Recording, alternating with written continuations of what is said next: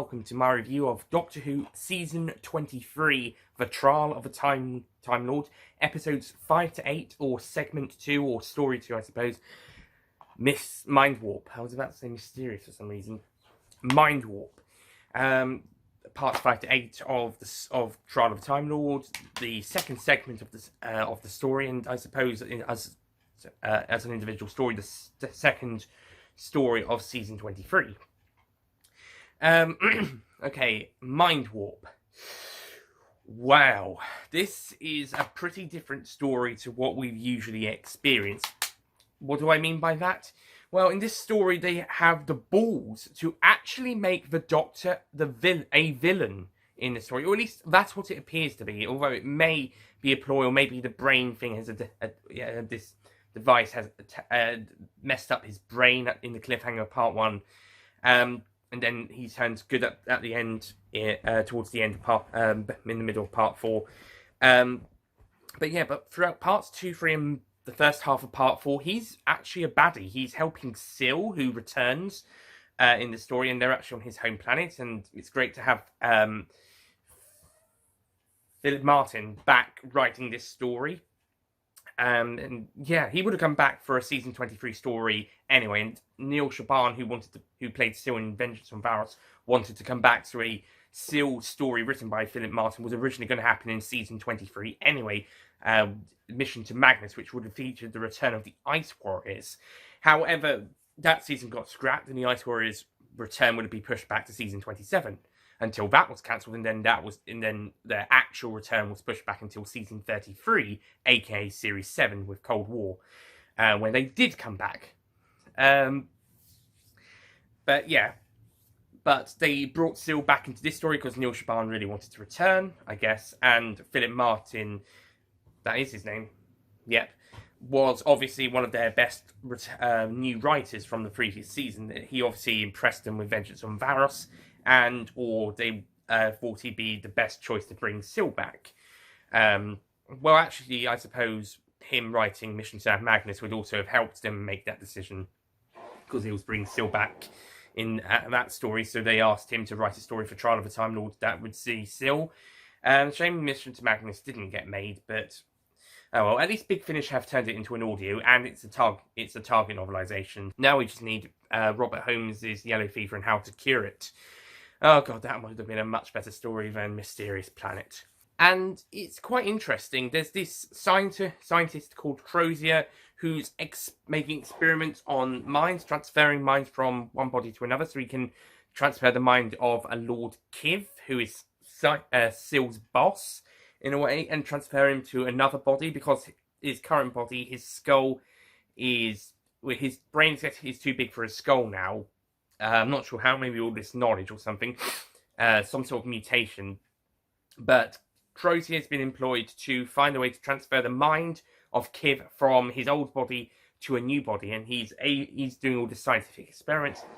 And when the Doctor and Perry arrive, and they accidentally get attacked by a creature that Crozier was going to use, and determining that it actually did attack them unprovoked.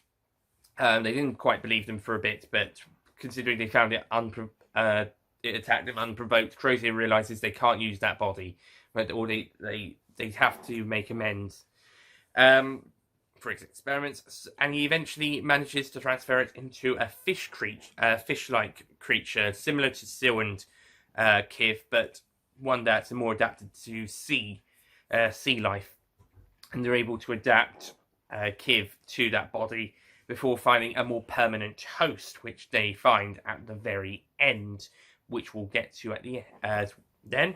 First of all, Kiv is played by Christopher Ryan, who of course returned to Doctor Who in 2008's The Sontaran Stratagem and The Poison Sky, and 2010's The Pandorica Opens, as two separate Sontarans, respectively. General Stahl in the former, and I can't remember the last in Pandorica Opens, but he was another Sontaran there. Which makes sense, considering Dan Starkey plays about half a dozen Sontarans in the new series, then it makes a lot of sense. Plus the fact that they're all clones as well, I suppose.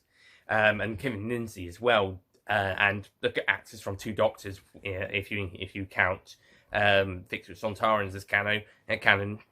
It's actually the guy who plays the guy from Invasion of Time is the only one who actually hasn't played more than one Sontaran. No Sontarans in this story, though. You have to go back to next season, to last season, or wait till Series 8, also known as Season 30. Okay, but yeah, Christopher Ryan's in this, and he's really great as this side character. He's really great. So I'm glad he got to come back as a Sontaran. What is this? 1986, 22 years later. And Neil Shaban once again is brilliant as Syl, quite a devious little bastard as usual. He's really great, and also Crozy is actually a really good character, and he's quite fun. We've also got Ryan Blessed as King Yukanos, who can be a bit annoying in some places, but most of the time he's just a ton of fun. Go away, notifications. And he's so over the top, he's so hammy that A, only Brian Blessed could play that character, and B, he's perfect for it. And C, he's just a ton of fun most of the time. Sometimes he's quite annoying. It can go a bit too over the top, but I suppose for the character, it works, and Brian Blessed is just fantastic. He also has this little servant who's been partly transformed into a wolf for some reason, who hangs around with him for a bit, and they get on really well as a good duo in places. And I also like how Yukanos is kind of getting... It kind of warms to Perry throughout the story. He's kind of liking her more, which will explain some sort of reasonings, which kind of brings him to wanting her to be his bride, his warrior queen in a way. Something that we're going to come back to in Ultimate Foe. Yeah, it's quite a story, and also because the Doctor goes down this darker path. To quote the Aimless Wanderings audience, the Doctor's going down this darker path, being a bit more evil. Even if he's just acting, he's getting very into the role, and Colin Baker's perfect, as ever, to be honest. In fact, I don't think there's ever been a Doctor Who on-screen performance Colin Baker's done badly, and yeah, I haven't heard any bad audio performances from him either, so far. So. And yeah, and because of him going so evil, even if it's just a ploy, the story actually centers on Perry trying to be the one who's trying to save the day, in a way, alongside Yukanos and his little wolf man friend, and also this other guy that they meet up, a rebel. And this is a very good story, showing that pretty much as soon as the Doctor arrives on this planet, just being on this planet causes absolute chaos and mayhem. And yeah, it's one of those very few examples of the Doctor being there does not always help the situation, or at least even if by the end, when Crozy's experiments are put to a stop, it does not always mean that it always turns out so well. The whole getting there is is a very bumpy road up a mountain, and the whole resolution itself it shows, well, the Doctor losing, and also that some of his tactics don't work. It also shows that just because the Doctor turns up doesn't mean things are going to work out for the best. The story pretty much shows that as soon as he gets there, nothing but chaos happens. And other good examples are out there to show this. The Long Game, in The Long Game, for example, in Series 1, the Doctor, as played by Chris Eccleston, at the end of that story, he pretty much assumes that everything's going to go back to normal after the Jagrafess's control of Satellite 5. However, when he returns in Bad Wolf and the Parting of the Ways in the series finale, he then discovers that actually his involvement in The Long Game pretty much caused a standstill in development on the Earth. And pretty much Earth has been made to stall as a species, and the human race made to stall as a species, because they're not getting their news channels anymore, and it's been like that for 100 years. And so instead they develop game shows to keep themselves entertained, and decide, like with Vengeance on Varos, to pretty much entertain themselves by watching people die / get close to death, beyond the brink of death. Of course, the whole system was rigged by the Daleks. Of course, they were behind everything, the stall of humanity, the Jagrafess, etc. But it proves a point that Russell T Davies was trying to make with that story, that just because the Doctor leave somewhere at some point in time thinking he's done something right, he's done something good. Doesn't mean it always does. And when he comes back, let's say a century later in this case, he then discovers that that's not always the case. And also I've got an essay book here that I was given by a one of my television studies tutor last semester at university, and I was pretty much doing a summary of a essay, and it was talking about it was the first one in this book.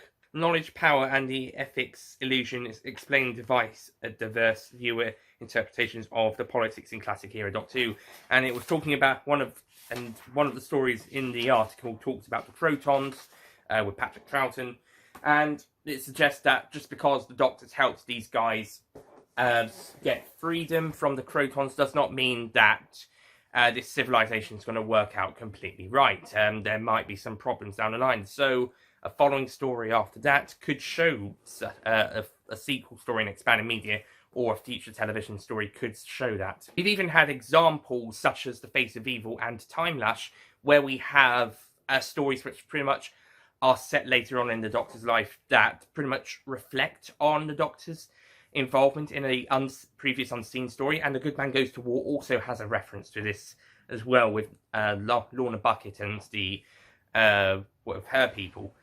So it's a really good example of looking at studying this. And this story also has, with the return of Sil, it pretty much has has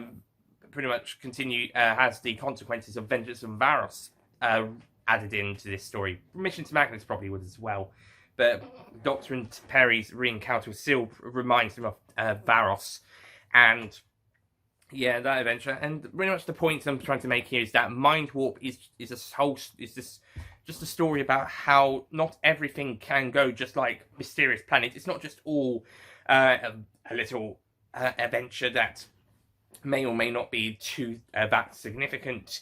In the overall run of this story, it will be, but on a first interpretation, before we get the facts in Ultimate Foe, on a first look, it's just any other ordinary adventure. You could have replaced it with Revelation of the Daleks, for example, and wouldn't be much difference. Mindwarp is different. This story pretty much shows the consequences as they go along. And what's more, this example of what's happening is a much better evidence against the Doctor in his trial by the Valiards. This particular example is a better case against the Doctor than Mysterious Planet. As Mysterious Planet, as we know from later on, from what's actually concerning the event of what actually concerns Ravlox, it's a gamble that the Valiard was taking, and it sort of backfired, but not enough to expose him completely. And the Doctor was actually one up with that case. However, Mindwarp pretty much makes it 1-1, I suppose, and the Valiard seemingly backs the Doctor into a corner, and with a memory loss, with amnesia due to being taken out of time by the Time Lords, it's quite difficult to see this Doctor now kind of helpless, watching events as they happen, or apparently not as they actually did happen, and he's helpless to do anything about it. And when he does remember what happens, it's too late, and it's actually quite a shocking ending to this segment, where the Time Lords decide that Crozier's experiments, how they found out about it, I'm not sure, maybe through the Doctor, I suppose, they decide Crozier's experiments were going to do some damage to the universe, so they've got to bring the Doctor out of time, and also delay Brian Yukanos, from getting to the base, and then eventually, when he arrives when he needs to, he's able to destroy the machinery and kill Kiv, who's transformed himself into a new body from his temporary one, and probably also Sil and Crozier as well. That means no more Sil. Well, unless the new Sil miniseries or TV film that's coming out later this year is set afterwards. We'll see. Mission to Magnus is certainly set in between the two. Throughout the entirety of the entire Sixth Doctor era, presumably, even though they mentioned that they haven't seen each other since Varys, but I'm sure sometimes continuity can be knocked down a little bit, kind of swayed. But anyway, the Time Lords have been interfering again, and the Valiants having a go at the Doctor for interfering. This time, they decide that Perry is worth sacrificing to stop Crozi's experiments, because they don't think it's a very good idea. They don't really say why, but they decide Perry is worth dying, and they don't give the Doctor a chance to save her, and just take him out of time in a very cool shot where he's stopped, and after the TARDIS appears, he's stopped, and he's forced to walk backwards into it, and then it goes off, and then it arrives at the station as seen at the start of part 1, in the last segment. And yeah, and pretty much as soon as we see the consequences of both the Doctor and the Time Lord's actions, Perry is dead. Perry is killed, and Kiv takes over her body, and then Yukanos pretty much kills Kiv and destroys the workplace. And yeah, that pisses off the Doctor. They've killed Perry, and the Time Lords are like, "Oh, we have to act. We have to act." Time Lords, you could have let the Doctor save Perry first. Yukanos could easily have destroyed the base, and what the whole laboratory, or got him there at least let him get there sooner. They just felt like they wanted to get rid of Perry just to give the Doctor some more pain. Whatever the sentence was, they wanted to make him suffer for just being there. Wow, I thought the Valiant was the biggest dick in this series. No, it seems like the High Council, not just the CIA, the High Council is against the Doctor this season. Jesus, does no Time Lord not want him dead? Apart from maybe the Inquisitor, but apart from her, does no Time Lord not want him dead? No wonder he gets really upset at the very end of the story, and he's determined to find out what the conspiracy is. Not to mention, throughout the story, he's pretty sure the events have been manipulated. Something we're going to see a bit more of throughout the next 2 segments. But it was a very bold move for them to kill off Perry. Although I do think it does not contradict, but kind of ruin the end of Case of Androzani, where the 5th Doctor sacrificed himself for Perry. So I think Perry was a character who should not have died. I think they should have done that with another companion like Mel or Tegan or someone. But Perry was one the Doctor sacrificed his own life to save. It's like Christopher Eccleston sacrificing himself to save Rose, and then Rose dying in Series 2, not being separated in the parallel universe. I mean, Fit actually dying, literally dying, or being sucked into the void at the very least. It's like that. Or David Tennant sacrificing himself for Wilf, and then Wilf pops up in Series 5 only to be killed by something. It's like that. I think that it kind of undermines Case of Androzani's ending and the 5th Doctor's outgoing. So I think Perry should not have died. I think it should have been another companion. Maybe they introduce them for season 22. Maybe they have a few and just get to know the Doctor and Perry really well. Get on really great, like Aramim in the audios and Frobisher in the comics, and then kill that character off in the middle of the season, and then maybe Perry leaves at the very end. Meanwhile, Mel gets introduced. Maybe Perry could be worried about having another new friend on board because of what happened to the previous one. That might have been good character development. I'm not saying introduce a brand new character just so that he or she or they could die. I mean, just maybe it would have been better if another companion, maybe introduced during season 22, would have been sacrificed. Plus the fact that it's a shame that we have to see Perry leave quite after such a short time knowing her. We only really got to know her at the very start. We only got introduced to her at the start of season 21, and if the original season 23 had gone down as it was, she would have at least stayed on throughout that whole season, and either left at the end or would have left during or at the end of season 24. So it's actually quite a shame that we got Perry left. I don't know if that was Nicola Bryant's choice or if they decided to get rid of Perry. Either way, the way they got rid of her, it's shocking on screen, but it is a bit undermining with the considering the 5th Doctor's sacrifice in Case of Androzani. Although there is a undermine to this death in Ultimate Foe, which I will get to in that story. Perry's death here kind of undermines the 5th Doctor's sacrifice in Case of Androzani. How do we fix that? retcon the Undermine, and we'll, as I said, we'll get to that in Ultimate Foe, 2 stories time. But yeah, there is a retcon that pretty much sort of fixes it, but maybe makes it even worse. I don't know. We'll get to Ultimate Foe when we get there. But I don't know. I think it just would have worked better with another companion. That being said, said new companion would have to be introduced before Mysterious Planet, so that there's at least time to get to know them. So maybe 3 or 4 stories. I know it's complicated, isn't it? I mean, not what we see. It's just complicated feelings. But regardless, it's still quite shocking, I suppose. And if it was anyone but Perry, or anyone the Doctor sacrificed himself to save and literally gave a life for them, then I think it would be pretty perfect. And also, if they stayed dead, again, Ultimate Foe retcons it. This is basically, it would have been the next Adric death if those elements weren't included. And also, I have to say that the trial segments also work pretty well with this story, unlike Mysterious Planet, where they kind of felt a bit apart from at the very start and the very end, where we're just getting into the story.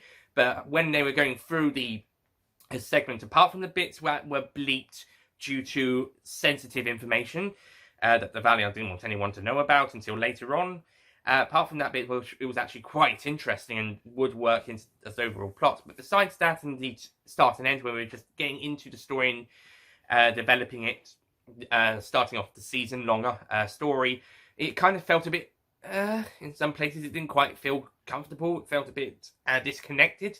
Here, it actually works really well. They don't have as many trial scenes, and when they do, they work brilliantly, and yeah, and quite well. And also, it's showing the Valiard's strength against the Doctor. And yeah, and like I said, it looks like he might not get out of this one. It's certainly the turning point in the trial, where it actually looks like the Doctor might actually end up dead at the end of the season, which we're halfway through, because it's only 14 episodes, and they're all 25 minutes again. But it'd still be normal length stories, so if you put them in, drop them into half, it would be like sometimes they do 4 or 6 part repeats. Then it would be 26 episodes, and in their 2-part format, 45-minute format, or 3 parts in 2 Doctors' case, it would just be 10 minutes shorter, or 15 minutes shorter in 2 Doctors' case, than 4 or 6 part versions. But yeah, that's pretty good logic. You get just a little less, but not too dissimilar length to the older episodes, and whilst there's less of them, they're longer. So that's actually a really good. That was actually a really good plan, having less episodes, but they're longer, and therefore only a little bit. Only have a few, and only have about 75 minutes less Doctor Who than the previous season, I suppose. Was that 26 episodes? I'm not quite sure, but the usual 26, give or take, episodes. It's only about 75 minutes less of that, so that was a really good thing, and they were going to continue that with the original plan. However, now they're only doing 14 episodes a season until the end of the classic series era. For some reason, they decide to just do 14 episodes, which means they can only do 2, 3, and 4 part stories. In this season, 3 4 parts and a 2-parter as part of this one big 14-parter, I suppose. And in the Sylvester McCoy era, 2 lots of 4 and 2 lots of 3 per season. So yeah, just having 14 episodes, it's just an all of 25 minutes. I mean, it works for this season, but for when we get to Sylvester McCoy, I think we needed to make it. I think we needed a few more episodes. Maybe make it 18 or 20. Just throwing in another 3 or another 2 or another 4 and 2 episodes. But anyway, Mindwarp is a particularly interesting story, and to be honest, I didn't quite like it the first couple of times I saw it, but on the recent rewatch, I actually thought it was a very good story. And again, like Vengeance from Varos, it's quite a dark, macabre story, and it's not very nice. But to be fair, sometimes you do have to have the not very fun stories, although we did get quite a few last season. But considering that this season gets quite a bad reputation, Mindwarp is actually kind of a bit of a shining light, or at least give it a few rewatches and it might be anyway. I mean, it's not perfect, but it's good. I think it's I think it's a better story of this season than Mysterious Planet was, and I think it's actually going to try and hold up the season much better than the foundations it started with. So I'm going to give The Trial of a Time Lord Mindwarp a 8 out of 10.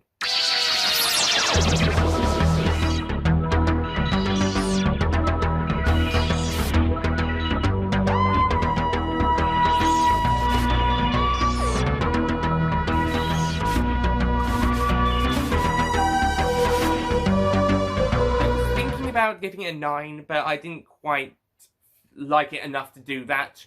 But I do think it's solid enough to get a very high 8. Well, maybe not very high, but high 8. So I'm passing this as an 8 out of 10, and I think it's... I don't know if this is better than Ultimate Foe just yet. I'll find out by the end of the season, but I think it's topped Revelation of the Daleks as one of the best Sixth Doctor stories, and, well, to be honest, that one did already go lower. So actually it's topped Mark of the Rani after that. Which Mark of the Rani haters will be happy about, probably. Depending on whether you hate that story more than Mindwarp. But, yeah, so Mindwarp might be one of the best Sixth Doctor stories, considering as its individual one, depending on what I think when we get to the end. So that's Mindwarp. Next time we'll be taking a look at The Trial of a Time Lord's third segment, episodes 9 to 12, Terror of the Vervoid, which will be written by Pip and Jane Baker, who wrote The Mark of the Rani and would later write Time in the Rani. And yeah, and they don't do a Rani story this season, it's Vervoids, and we get introduced to Mel. And God have mercy on our souls, for TV Mel isn't that great. Audio Mel is good, but TV Mel, possibly the worst companion since Dodo. Not kidding. I mean, maybe more personality than Series 7B Clara, but still possibly the worst companion since Dodo. On television, on audio, she's good. She's very good, but on TV... Well, my phone looks like it's trying to fall down, wants to fall down again, and I don't blame it. So to stop that from happening, I'll wrap up this review up. Thank you for watching, and I'll see you guys next time. Goodbye. Told you. Actually, that one was deliberate.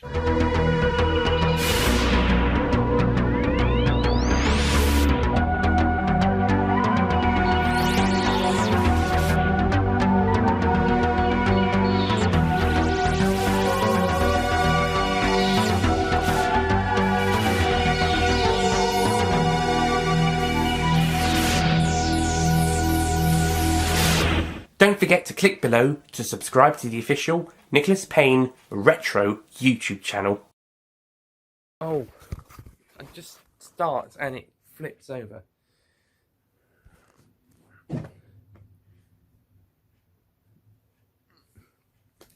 So, yeah.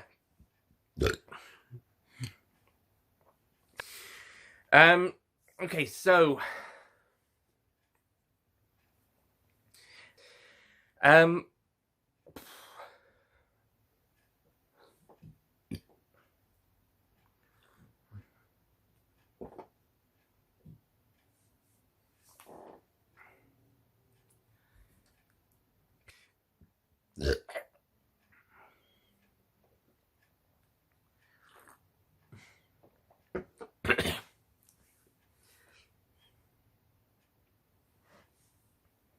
And because of these events, and pretty much as soon as the Doctor arrives on this planet, pretty much everything that happens is just utter chaos. And excuse me, I just had to. Anyway, and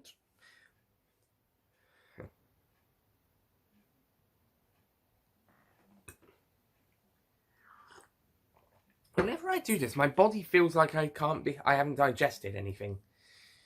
Or it hasn't finished digesting. And also shows that the Doctor doesn't always make the world he gets to, doesn't always make them, I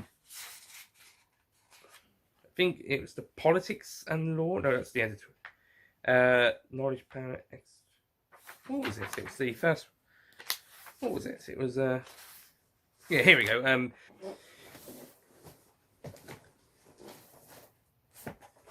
Let's put this back. Really? We've even had. It's like if David Tennant, but considering the way to undo and undermine is to undermine the undermine. Retcon. So the only way to retcon. But anyway, so on the whole, So let me get this straight. They decided to go to 13 minutes in the previous season, but they still have relatively the same length of stories, minus 10 or 15 minutes in the case of two parters. But never mind. That's a discussion for another. But never mind. And God may rest our